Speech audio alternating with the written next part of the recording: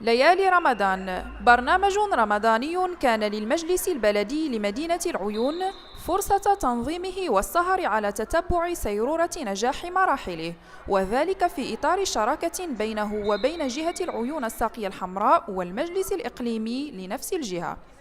الطبعة الأولى من برنامج هذه التظاهرة التي حظيت بتنظيمها الأقاليم الجنوبية تحت شعار البنية التحتية في خدمة العنصر البشري كانت حافلة وغنية بالأنشطة المتعددة والمتنوعة، والتي تمحورت بالخصوص حول كل ما هو اجتماعي ثقافي فني ديني ورياضي.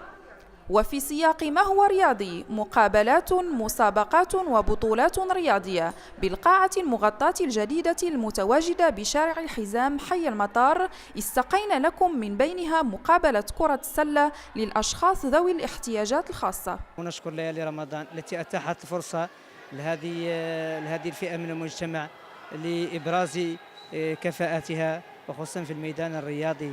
ولنقول عن المقابلة كانت بين فريقين، فريق الأمل وفريق المستقبل، وربح المستقبل، وكانت مقابلة جيدة وراجعت بالفرح والسرور على هاد الأشخاص اللي كانوا في واحد الوقت من الزمن محرومين من كل تطلعات الحياة. كنا معزولين لكل العزل من اللي شاركنا ولعبنا واهتم بنا بزاف، وكنشطوا الجميع اللي من البعيد ولا من القريب.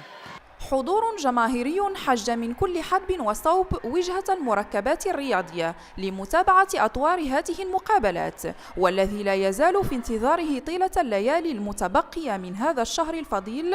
وفي إطار فعاليات ليالي رمضان برامج مسابقات وبطولات رياضية متنوعة.